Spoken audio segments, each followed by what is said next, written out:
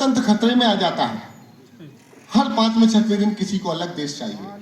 उनको ये नहीं पता कि इस देश को जब आजादी मिली तो ये देश बटा था। हमारी दादी नानियां हमको कहानियां सुनाया करती थी। मेरा मन भंग मत होने देना, मैं कविता की भूमिका बता रहा हूँ। जो सबसे पहला अध्याय इस देश के हर बच्चे को पढ़ना चाहिए स्कूलों में, वो है इस देश का बंटवारा। क्यों हुआ, कैसे हुआ, बंटवारा हुआ तो क्या क्या हुआ, लेकिन वो नहीं बताते। क्यों नहीं बताते? कि साहब इतिहास कड़वा है, इतिहास कड़वा है, मीठा है, कसैला है, कैसा भी है। हमारा इतिहास हमें जानने का और हमारे बच्चों को जानने का पूरा हक है कि नहीं है? मुझे बताइए आप। एक ऐतिहासिक सत्य मैं आपको सुनाने जा रहा हूं। देश का बंटवारा हुआ। रावलपिंडी का एक गांव, हमारे गुरु सिख भाइयों के पूरे कुनबे वहां रहते थे सदियों से। उसको भी जैसे सभी पूरी जगह हुआ।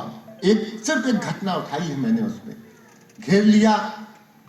उनके मुखिया से कहा कि तुम्हारी 17 साल की लड़की मान कौर हमें सौंप दो तो सबको जिंदा जाने देंगे, नहीं तो कोई जीवित नहीं जाएगा।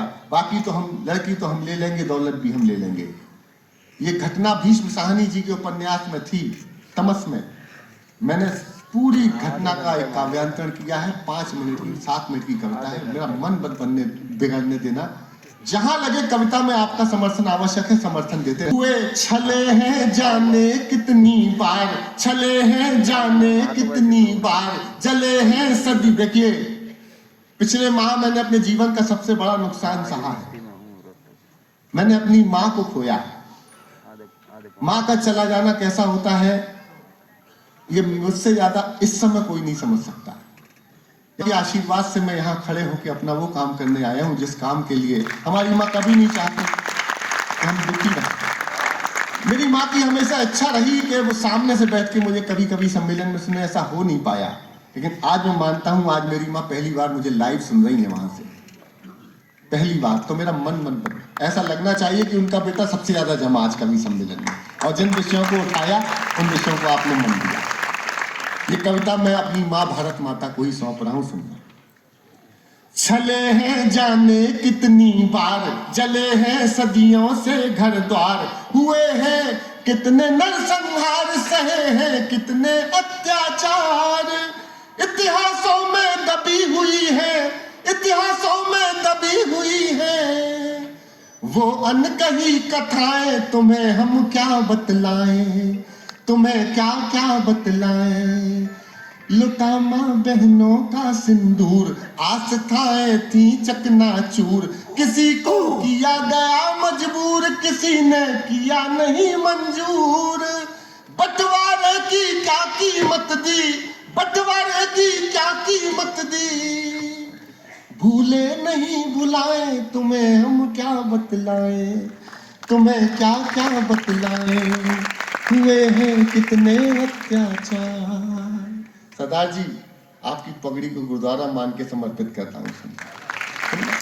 चुटकुले तो बहुत सुने होंगे सरदारों के, कविता मैं सुना रहा हूँ, सुनना। सुनो सुनो यदि सुन सकते हो बंटवारे का किस्सा, 2 दिन पहले ही था जो अपने भारत का हिस्सा।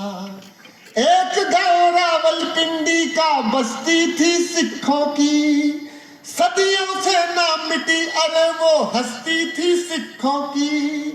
बंटवारे की आग लगी तो उस बस्ती तक आई, नफरत की चिंगारी ने असमत से प्यास बुझाई। मीनारे ऐलान कर रही थी सब अपना त्यागो, बहन बेटियां दौलत छोड़ो और यहाँ से भागो। सुनकर वो ऐलान चल पड़े कुछ वहशी मंसूबे, घर घर मोहलत बांट रहे थे, नफरत में थे डूबे। वहां जो रहते थे सरदार, वो हंसते गाते थे परिवार, पलायन को ना थे तैयार, निशाने पर थे अब की बार। 2 विकल्प थे, या तो माने या फिर मारे जाए, तुम्हें हम क्या बतलाएं, तुम्हें क्या। बहुत बहुत धन्यवाद। यही बन जाइए, यही बन जाए। तुम्हें क्या क्या बतलाएं, तुम्हें हम कैसे याद दिलाएं। सरदार जी से कहा कि अपनी बिटिया सौंप दो। युद्धों के मंसूबे घर के मुखिया भाप चुके थे, जाहिर तो ना किया मगर भीतर तक कांप चुके थे।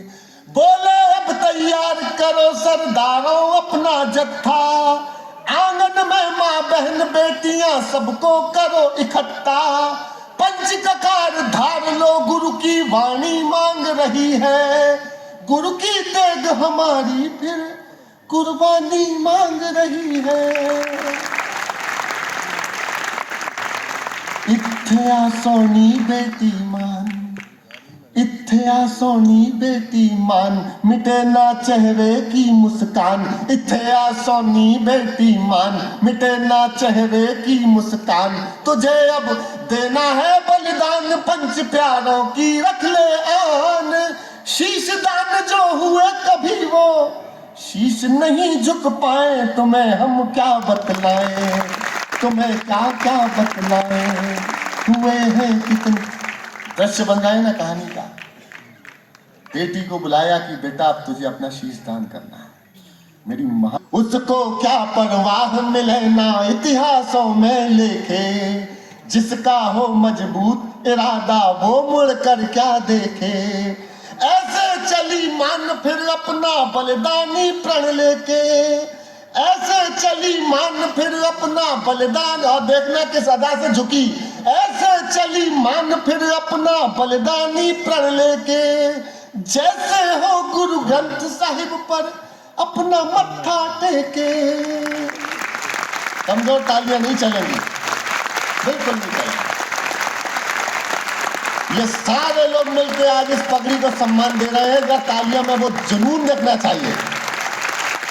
जैसे हो गुरु ग्रंथ साहिब पर अपना मत्था टेके, वो बिटिया रानी थी छोटी, वो बिटिया रानी थी छोटी, थी उसकी मोटी सी चोटी, केश से हार गई तलवार, विफल हो गया था पहला वार, शायद कुछ पल और बची थी जीवन की आशाएं, तुम्हें हम क्या बतलाएं, तुम्हें क्या क्या बतलाएं, हुए हैं कितने अत्याचार। पहला बार विफल हो गया, छोटी मोटी थी, उस चोटी पे पिता का भी हाथ कांपा होगा थोड़ा सा। पहला विफल बार हुआ। अगली पंक्ति में कश्मकश देखना था। कभी भेड़ियों को सौंपूंगा नहीं सिंह का बच्चा। ये है कौन? कभी भेड़ियों को सौंपूंगा नहीं सिंह का बच्चा, नोच नोच कर खा जाएंगे वो कलियों को कच्चा। किसी हरम में जीने से अच्छा है वो मर जाए, बेटी भी ना हटी डटी थी अपना शीश नवाए। प्राण का मोह नहीं था लेश, प्राण का मोह नहीं था लेश, पिता को दिया मुखर संदेश। प्राण का मोह नहीं था लेश, पिता को दिया मुखर संदेश। फिर उसने आगे करके केश दोबारा गर्दन कर दी पेश।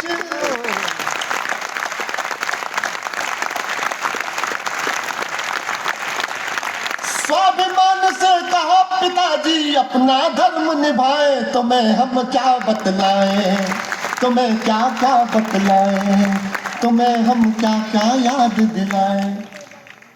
बेटियों का पिता होने के नाते मुझे एक बात तो पता है, जब बेटियां कुछ अच्छा करती हैं ना तो बाप के मन से एक ही बात निकलती है, बेटा तुझे मेरी उम्र लग जाए। लेकिन उस शीश को क्या शीश है जिसे अभी खुद ये लग करना है। तुम्हें क्या क्या बतलाएं। एक पंक्ति पूरी कविता है, आशीर्वाद मिल जाए।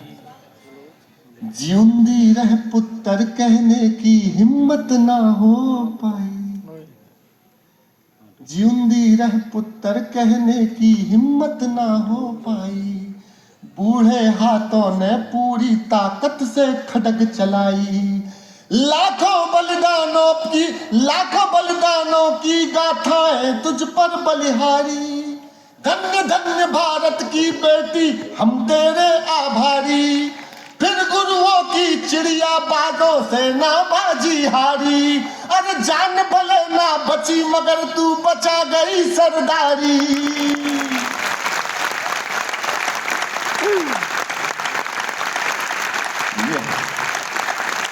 प्राण भले ना बची मगर तू बचा गई सरदारी, चढ़ गई फिर गुरुओं की तेग, भगत का बढ़ा रक्त का वेग, चढ़ गई फिर गुरुओं की तेग, भगत का बढ़ा रक्त का वेग, धधक उठी जौहर की आग, ये बोला जलियांवाला बाग, मान तेरे बलिदान का आखिर क्या एहसान चुकाए, तुम्हें हम क्या बतलाएं, तुम्हें क्या क्या बतलाएं, तुम्हें हम क्या क्या याद।